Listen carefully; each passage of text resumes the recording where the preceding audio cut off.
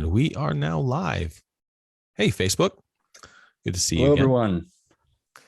SMUG Live, ServiceMonster user group. How are you doing? We're also sharing this on our Facebook page. We're going to be answering some questions, talking about some releases. But before we do that, a little peek behind the sausage factory, giving some people time to show up. Adam, what do we want to chat about here? Yes, we have a new member to the ServiceMonster family. The marketing team has grown a little bit. I will let you kind of do the introductions and let her kind of say a few things. But so everyone have a round of applause and welcome Kim. Hey. Hello. Hi. So Kim has joined our team as kind of our marketing. I can't remember which official title that you want us to give you, Kim. Let's say growth marketing. There you go. Yeah. Queen Master of the marketing universe too works as well. But she just briefly, Michael, and you get this occasionally, guys. Like every once in a while, you get an employee who's just so good, so much with the culture, and then they grow and they keep growing. And when they leave, you realize they were doing more than one person's job, and that was Michael. And then, he went off to do his own passions. He's now running his own marketing company and doing that very well. So another successful ServiceMonster employee turned entrepreneur. So we really like to see those stories. Poor Asher came in to this job that Michael had created, and just was a powerhouse. And it wasn't really good of us to ask someone to do that single job. Now our net sum is way better. So of course, Michael will be missed, but now we have Asher, who's gained the arcane knowledge over the last year. And now we're bringing in Kim, who has just amazing experience in some key areas that we will be leveraging hopefully over the next few years. So we welcome Kim to the family, and you'll be seeing her from time to time when we have some marketing stuff that you can benefit from her knowledge. So say hi, Kim. Hi, everyone. Thanks for that wonderful introduction, Joe. I'm super happy to be here. Hopefully I can pop in again. Very good. Yeah. All right, Adam, you want to talk about releases first? Yeah. Yeah. So there's a lot to talk about, a lot to unpack. Before I started getting into release notes, I always want to mention, guys, every single week or every single month we talk about this. You can see our release notes posted on the help website. There's a little section on the homepage there that has release notes for both mobile and desktop. So if you guys are ever curious what's been going on, what's new, you feel like you missed something, something to that effect, you can always go peruse those, because we don't talk about every single little item, right? We sometimes kind of only focus on the larger items. Like, for example, this week, we're going to talk about 665. And while there is a major component to that, which is ServiceMonster Pay, which we'll get into here in a second with the fanfare. But there's also some smaller things. We might not necessarily mention every little thing. Otherwise, you guys would get sick of listening to my voice, right? Over the hour and a half it would take to go through everything. So just kind of one of those little heads up. I'm going to start with mobile. We have been talking about the 145 release, so I won't, again, go into super specifics about each item. That was released, I believe, 3 weeks ago now. And while it has some new features and some bug fixes and things like that, the most important component to it is we added the ServiceMonster Pay capability. So if you're a user and you've signed up for ServiceMonster Pay, you have access to that in mobile. Now, again, if you're listening to this and you're asking, what is ServiceMonster Pay? Well, just give me just a couple minutes. We'll be diving into that super deep. So, but that's the main component there. We also had a small hot fix that came out the following week, which addressed an issue for adding new cards that was only for SMP users. So we had a couple of early adopters that helped us do just some really quick kind of beta testing before we launched it to the masses. Found this one issue, we got that hot fixed. So where does that leave us now with mobile? Well, we're working on 1.4.7, which will be out probably the later end of this month. And there are two major components that we're working on here. One of them is what we're calling, kind of as a placeholder, an advanced debugging mode. What does that mean? Why is it important to you guys?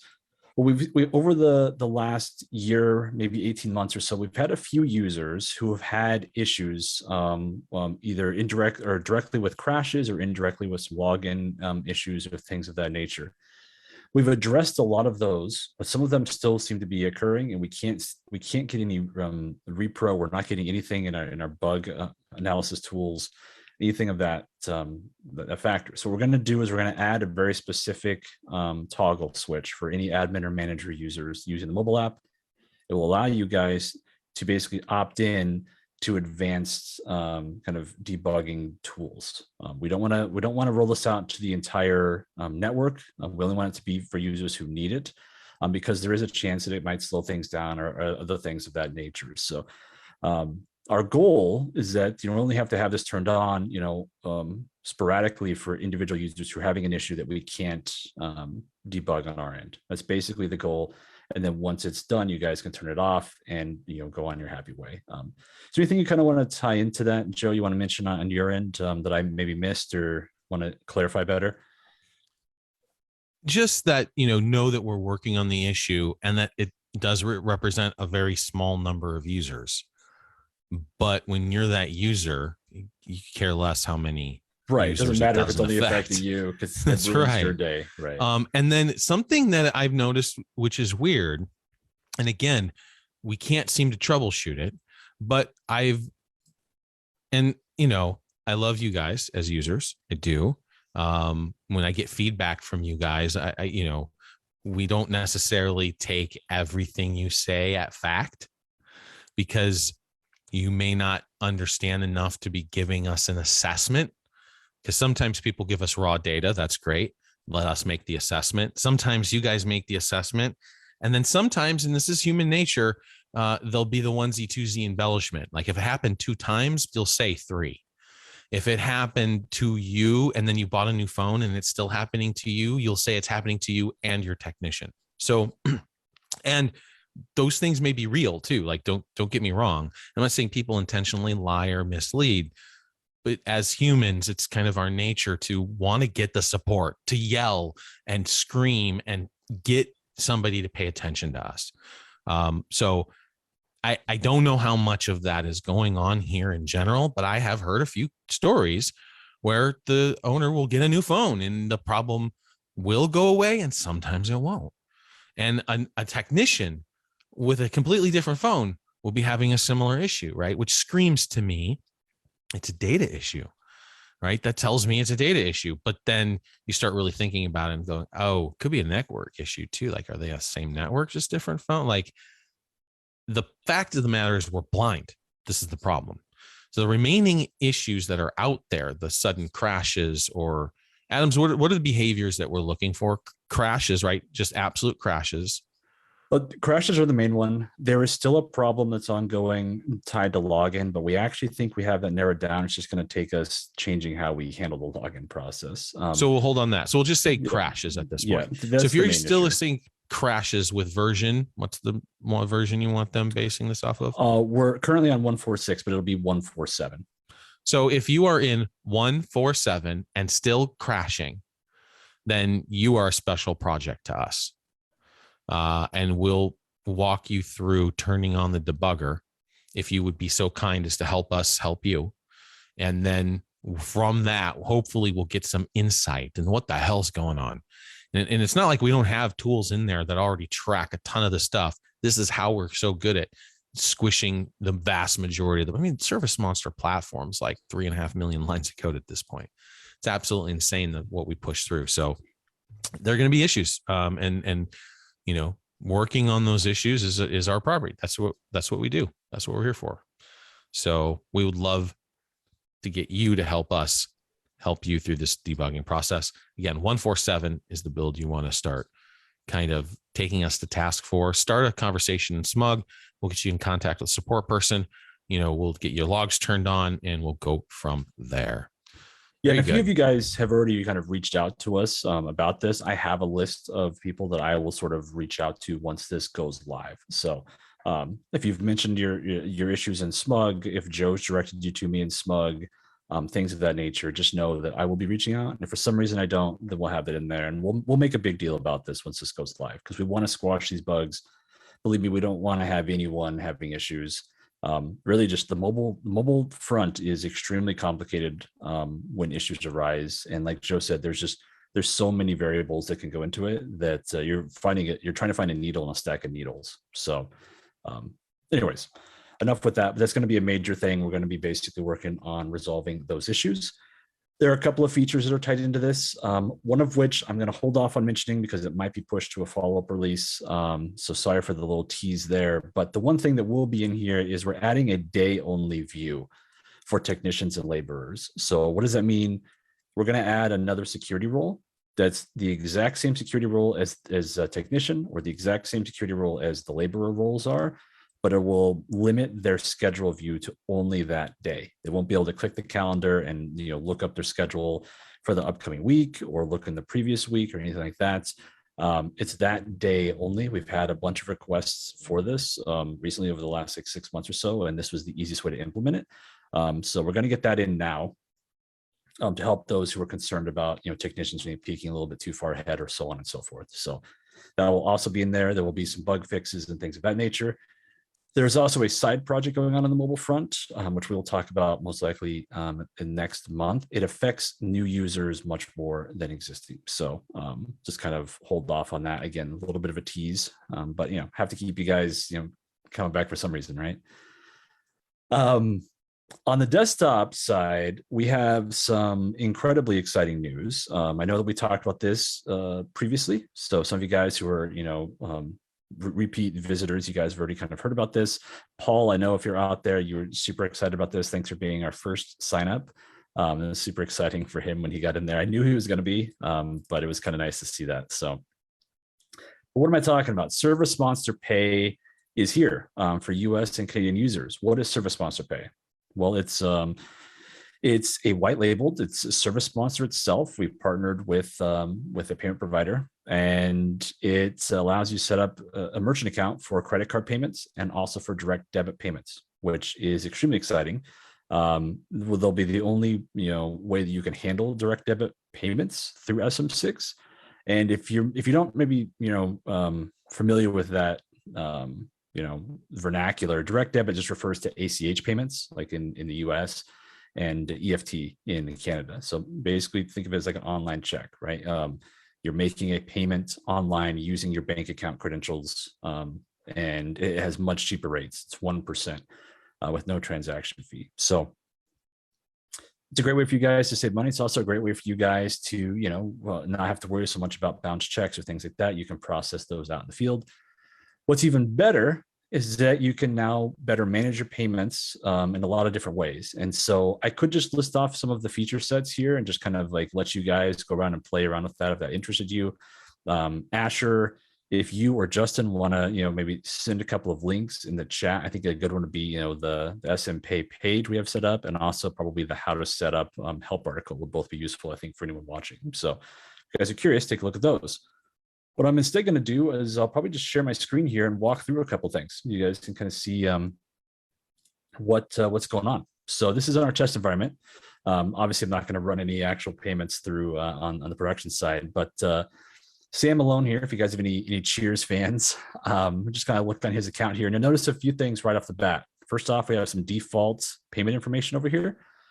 What this means is that you can set up default either credit card or bank account or both that will show up when you make those payments. And I'll explain that here in a minute once we actually kind of showcase that. But I wanted to start here so you guys can kind of see this and also learn about this manage cards function. So we have this link here to help you guys kind of understand the process that ties to this new account tab, this payment methods tab up here. And what this does is it's where you can manage your payment methods on any of the accounts. This is only currently for ServiceMonster Pay. It's not for Stripe or Authorize or anything else. And as you see here, we have a few credit cards set up and a bank account set up with the default flags and so on and so forth. This is going to allow you guys to do a bunch of things. First off, if you need to update the card, so maybe the expiration date has expired, you just need to update the card. You can do that. You can just edit the card. brings this up and you can put it in. Now, this technically creates a new card, but still the functionality is the same, right? It's just sort of like, hey, the expiration date needs to be updated. So you're adding that in here, but it's always going to default to the billing info and so on and so forth. You can also deactivate. And this was the most important one, was so that you guys had an easy way to deactivate.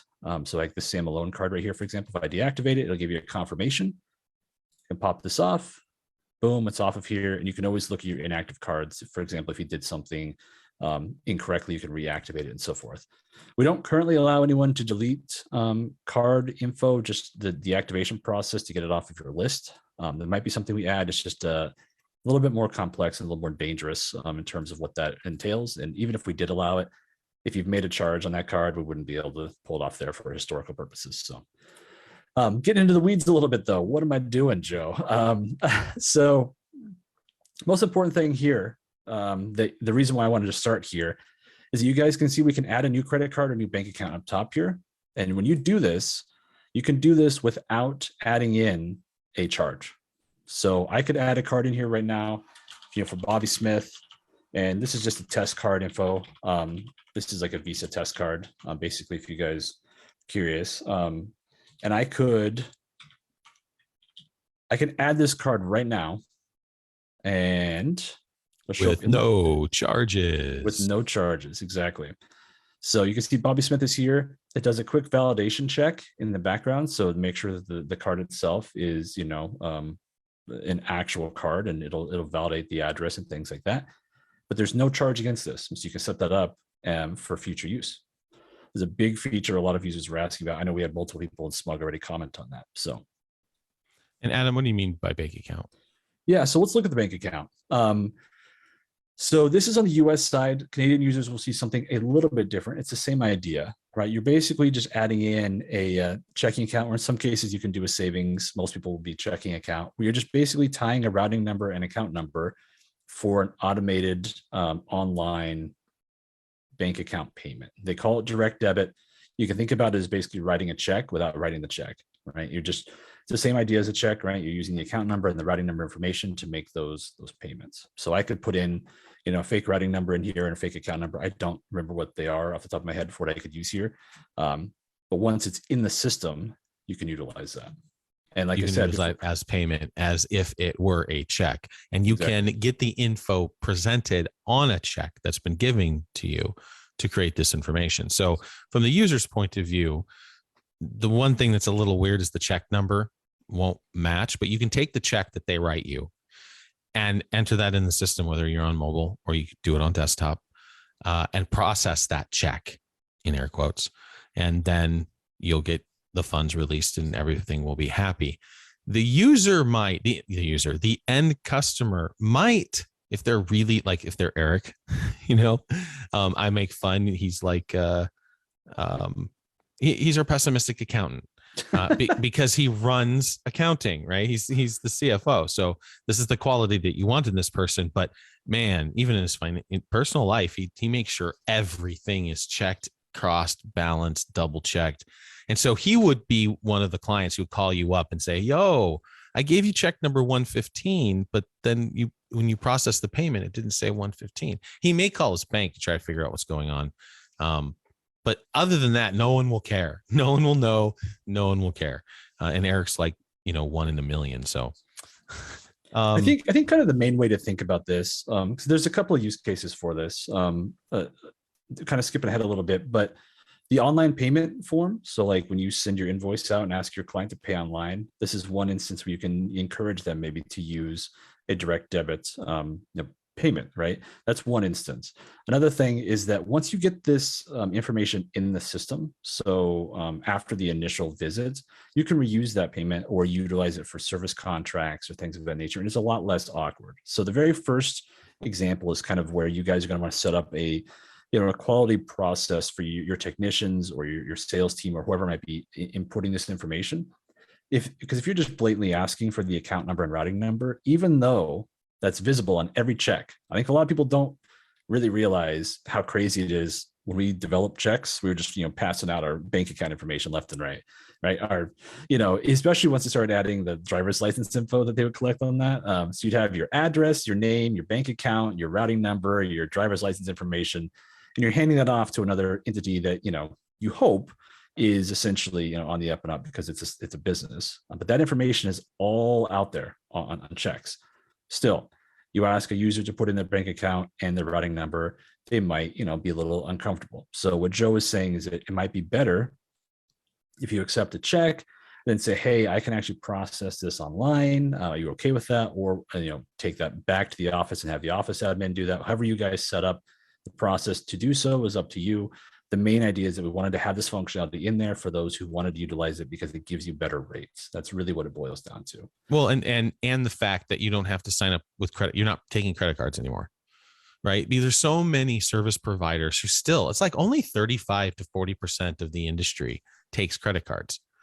But with ServiceMonster Pay, you can effectively ditch the credit card fees and hook up with a merchant and process your checks this way and virtually process things, set up availability of reoccurrence. So with our service contracts, which I'm sure Adam will talk about here just briefly, and you're rolling. So it makes that kind of money transfer so much easier. Yeah. Well, let's talk about service contracts here since we're on the topic. And wait, one more. I'm sorry. Yeah. This ability, taking checks, essentially setting up bank accounts, again, only available with ServiceMonster Pay. This will not likely be available through any of our other payment merchants because this requires a level of integration that really lends itself to the payment provider, which is more tightly integrated into ServiceMonster.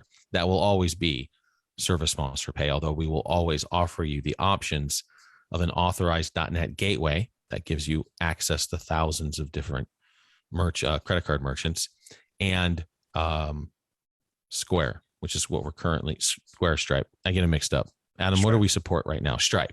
We support Stripe right now. Square's on the docket. We've got a bunch of things in front of it. It's on the docket. And then, we're looking at other things too. Like there's other payment platforms out there, especially for contracts that might make sense. Like a PayPal connection might make sense. Like, so whatever your guys' feedback is, but for the last 6 months, our effort has been making sure that ServiceMonster Pay, this rollout, gives you guys the best set of tools that make this product really work well within ServiceMonster itself. All right, so service contracts. Yeah, so and kind of piggybacking off what Joe said, because this is white labeled and it's branded and, our name is on this, we care very deeply about this.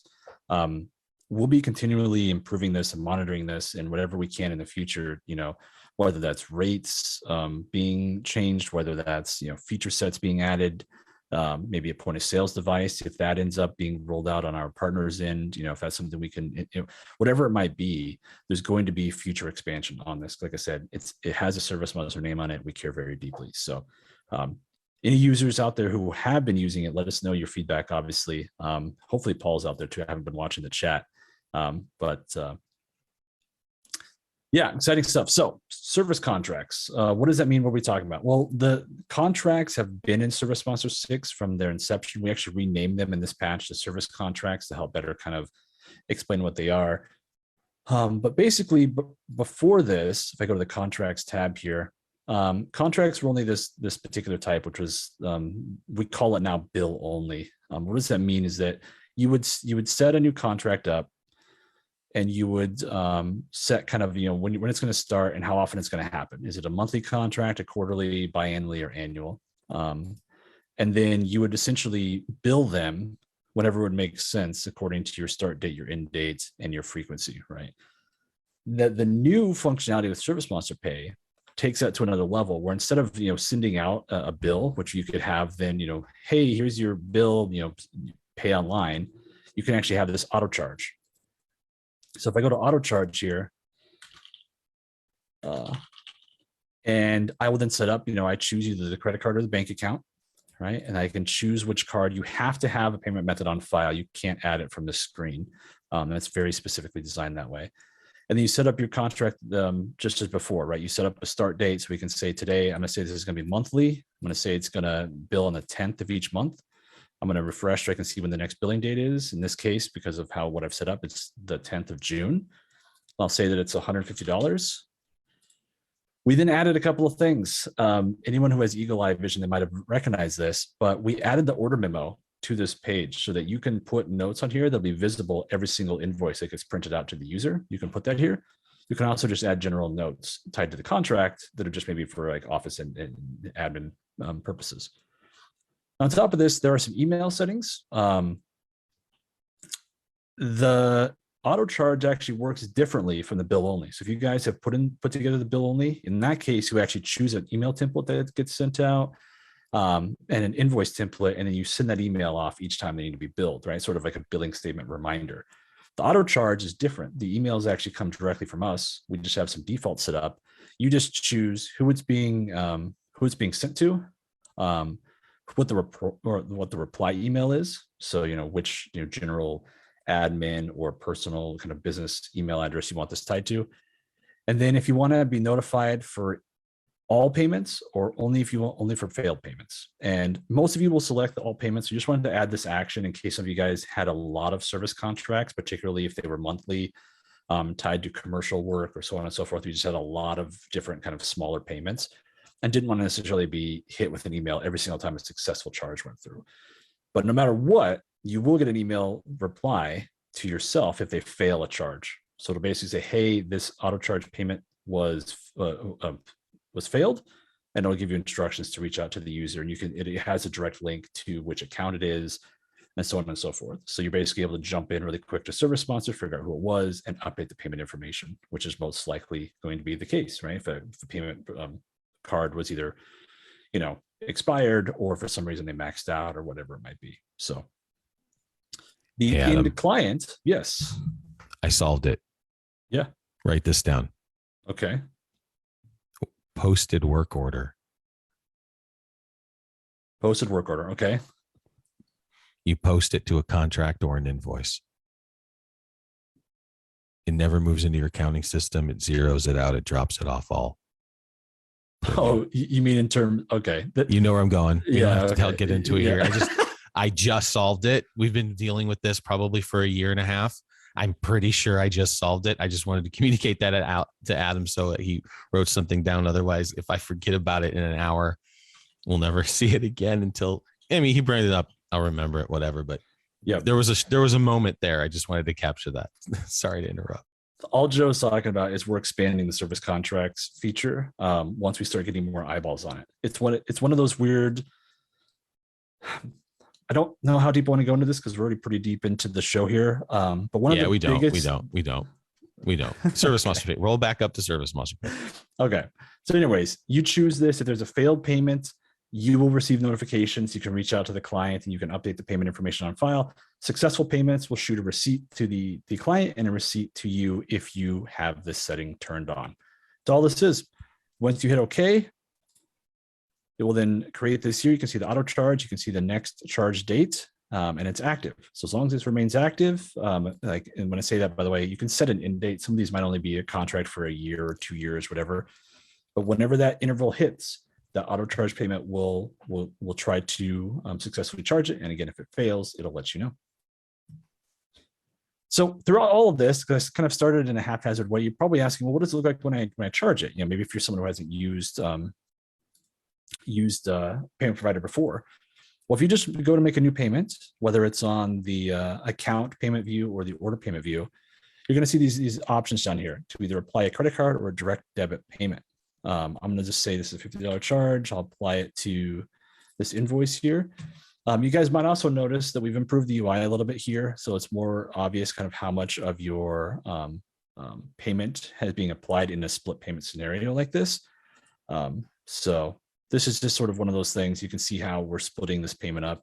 If you guys have no idea what I'm talking about right now, I'll shoot you guys an article that talks about split payments and the account payment and what that applies to. But really, we're just applying this payment across multiple invoices, right? That's really all it applies to. If I hit this button though, you're going to see something that's kind of similar to Authorize or Stripe if you guys have used that before, but it's going to default to my default card. So if it doesn't, if you don't have a default set up, it'll default to this new card here, right? And so If that's the case, you just put in the cardholder name, number, expiration, CVV. Again, you'll notice as you put in the card number, it'll give you kind of just a little quick validation there on the UI to let you know, hey, when you're set, you're not going to have any accidental mistypes or anything like that. So all that's handled on the UI. It's also going to let you know if there's an incomplete address. We actually added this in to help you guys give some UI feedback there. So you can just use this to look up kind of more address information. And so if this address isn't like pulling in complete information, I'll just grab the university here in town. It allows you to grab that, make sure you have that sync so that you have all the address information. You could always go into the edit function here to add address line 2 or further information there as well. So basically we just added that whole widget into the screen here. So again, though, you can always use a card on file. Everything's pre-made in there for you. If that's the case in either scenario, hit apply, boom, go through here. And if it's a success, to get a message like this, you can close out. If there's an error, it'll let you know what the problem is. So that functionality exists on the account screen, on the order screen, on the pay screen, on the schedule, on the completion wizard, on the mobile app, all the functionality there. I don't have an emulator installed. Unfortunately, I would show you guys how it looks on mobile. They get the idea. We're at 3:30 already. But so ServiceMonster Pay, it's out. You can sign up. The benefits are tighter integration to ServiceMonster overall, automatic payments on your contracts. You can save cards on file without doing a charge. You have better overall management of your credit cards. You can accept essentially checks, but hooking up direct deposit transfers that are at much lower rates than you're going to get from your credit card. And that information is really available on the checks that they hand you. So those are the big benefits to the ServiceMonster Pay platform. And then we beat that horse to death. If you want to know more, we'll post a link and you guys can check it out there. It's available in the marketplace. So you can simply log into ServiceMonster, go to your marketplace, find the ServiceMonster Pay listing, and you can go from there. Adam's going to show you here in a second. Go to that ServiceMonster Pay. And here you can learn more about it, right? There's outside links to help you guys understand more about it. And you can sign up on the config page. Pretty easy. Yeah. So there you go. Cool. All right. What else are we talking about, sir? Yeah. So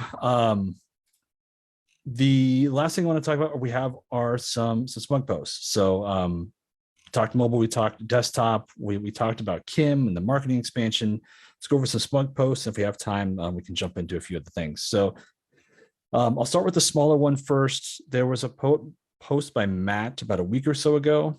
He recently signed up for Chirp. By the way, if you guys aren't familiar with the Chirp integration, it's been out for about 2 months now. So we have a standing question from Matt too. ETA on the Chirp, getting access to estimate and approvals and decline. So finish your thought here, and then we'll address Matt's as well. That's actually what I'm going to talk about. So he must be here in the must be in the lab. Yeah, Matt, yeah. We're doing your post right here. So Alan also asked, there is no monthly fee, correct, Alan? It's just a transaction fee. So for ServiceMonster Pay. So yes, Matt. Basically, there was a request that came through from Chirp. I haven't heard directly except from this post that Matt had about a week ago, where they have asked to add the webhook events, basically a trigger to the order approval process. We've talked about it. We have it planned. It's something we're going to try and fit in probably towards the end of the month. I just have to get, we're nearing the completion of the FMS project. Want to get a couple more steps done on that first, but it shouldn't take more than a couple of days for us to do the work, and then we'll get it into test. So the answer is working on it, probably 4 to 6 week window, something like that. There also were a couple other requests in Chirp. So anyone who is using Chirp, fabulous product, by the way. Fabulous product. There's more coming both on their end and on ours. We're excited to kind of talk about that more soon. But if there are other things like this, you guys feel like there's a big value add, it doesn't currently exist, let Chirp know, let us know, whoever will kind of, our teams, we have a great relationship. So we'll work those things out. So we really do. And I've liked other companies. I've liked other individuals. This is by far and away my favorite product that we've ever put in the marketplace. It is so far had the largest ROI for all of our users, bar none, out of the gate. So it's an automation communications platform, essentially. Allows you to use heightened SMS or texting protocols as well as email and so forth. And we have a level 1 integration, which is kind of what everybody has with everybody else. And we are working on a level 2 integration, which almost no one has with anybody else. You can think ServiceMonster Pay, like how tightly integrated it will be if we hit phase 2 that I want to hit.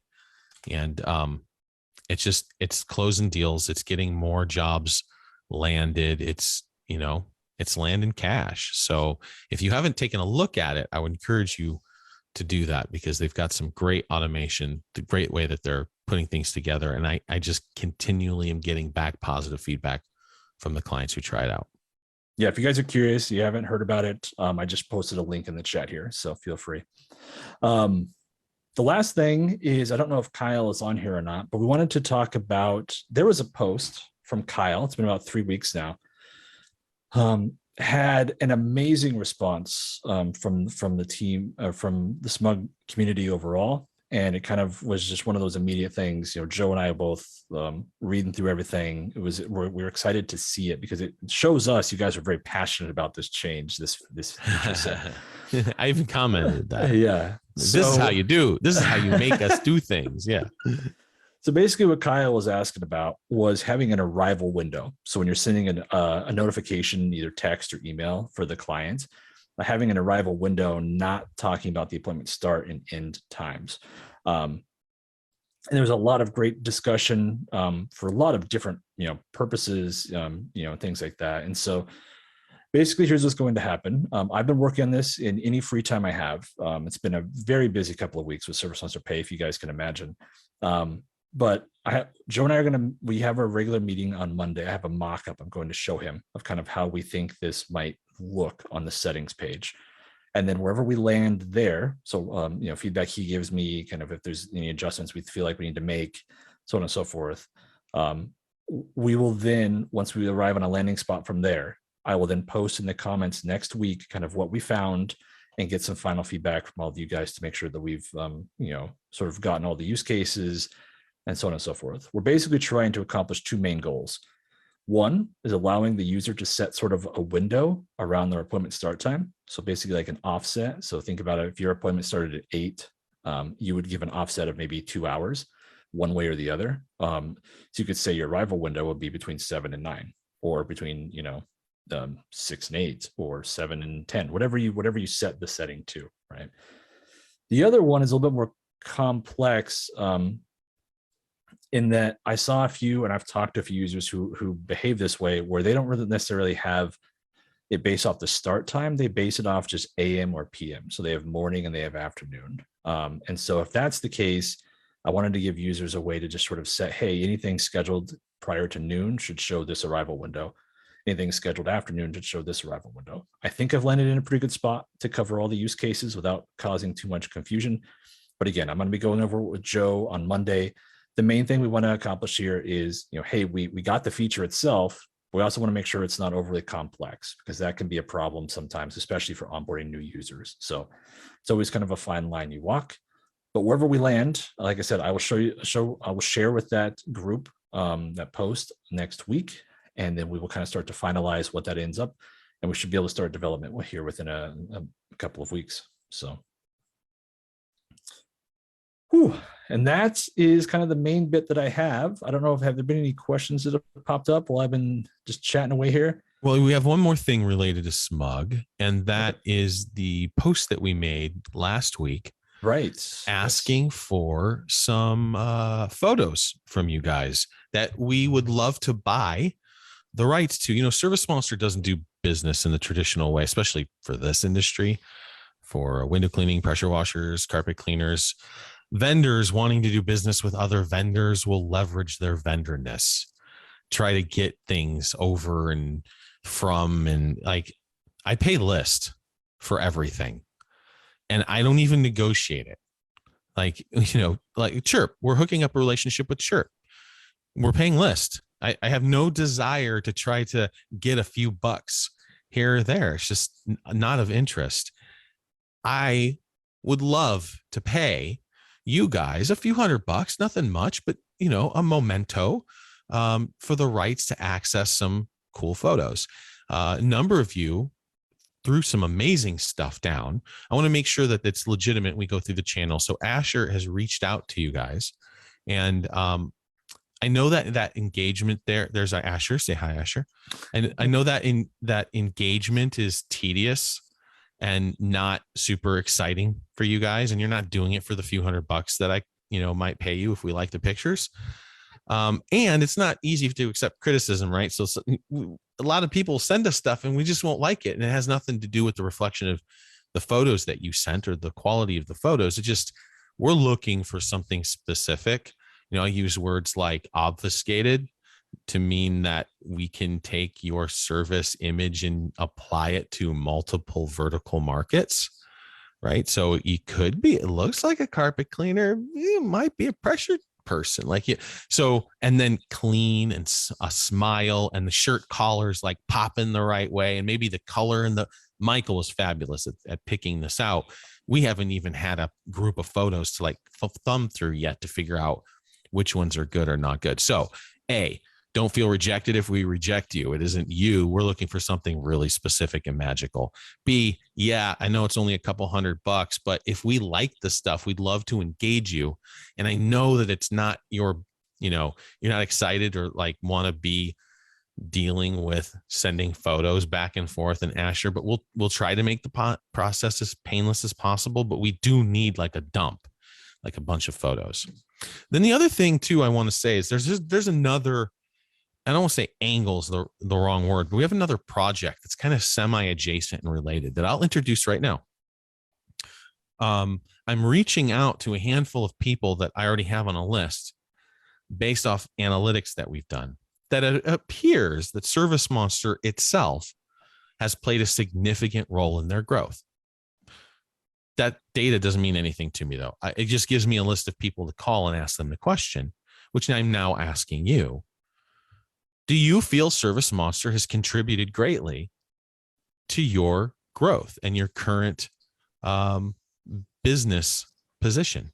If the answer to that question is yes, then I have got a little partnership program that I would love to spin with you, where we will pay for professional photos to come out and be done that you will receive. We will do a blog post for you. And from those few, because we haven't done a lot of them, but those few companies where we've done blog posts from, the SEO and backlinking that they get from that is fabulous, because we have a lot of clout in the cleaning industries. And so that tells Google, signals your page hard that you're a credible site if we're backlinking to you directly. And then, a nice little article about you and ServiceMonster. So the dual marketing here is that you guys get a bit of the marketing out of it. We get basically a hero story testimonial with fabulous images that we can use all over our site that you can use as well on your marketing. So if the answer to the question, has ServiceMonster significantly contributed to your success? If the answer to that question is yes, reach out, and we will get those hero stories going. We'd love to do that. Benefit for both of us. It's definitely a win-win. So photos, if you're just doing the photo thing, then please engage with Asher. We would greatly appreciate that. If you want to do the hero thing, again, reach out anywhere, any channel, send us a DM, send it a chat, send it to me directly. It doesn't matter. Make whatever's easiest for you. Asher, do you have anything that you want to kind of top off on that? You're muted, by the way. I was just leaving a comment on the post to say, if you have any photos, shoot me a message. But I think the partnership program is really exciting because, if if we backlink to you, we have 15,000 links pointing in, we only have 600 links pointing out. And that is a lot of throughput to your site in the way Google sees it, at least. So that, it doesn't result in actual traffic, but if you know how SEO works, backlinking strategies pay 40% of how you get ranked. And when you get hooked up with credible sources related to your market, to what you do, then Google goes, ooh, ServiceMonster. They're like the powerhouse of carpet cleaning. If ServiceMonster likes you guys, you must be pretty credible. And then they stamp you. So it's pretty cool how all that works together. So I asked Gary Height how that worked for him. We gave him a big ass bump. Gary Height's the original viral video. In 2016, he did the pressure. It was a tile and grout cleaning. So it was like tile and grout cleaning porn. And it was just like everybody watching. It's the ADHD getting it clean on a white grout, white tile, white grout. And that hit 12 million views. And so he was the first in our industry to have like this viral presence. Then he sold the rights to that video. And every time I saw it pop up, it had 12 million views. Like clock. I mean, humans are so predictable.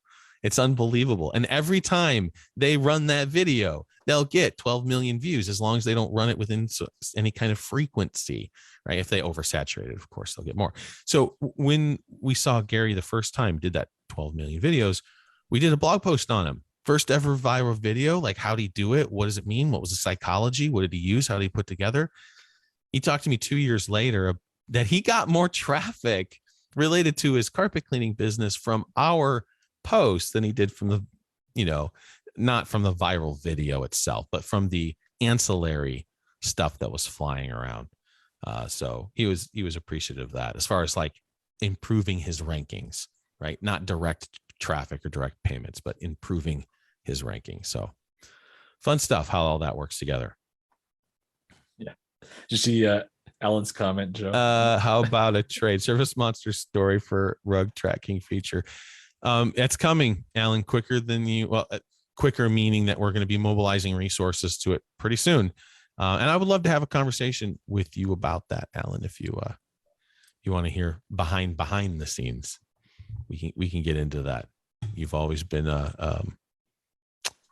very interested in our progress, and you can help us on that end. So yes, I'll take that deal. Adam, what else are we going to talk about? That's all I got. Yeah. All right. 47 minutes. Sorry, we ran long, guys. Have a nice Friday. Enjoy your weekend. And until next time, be safe. Go make some money. See ya. Take care, guys.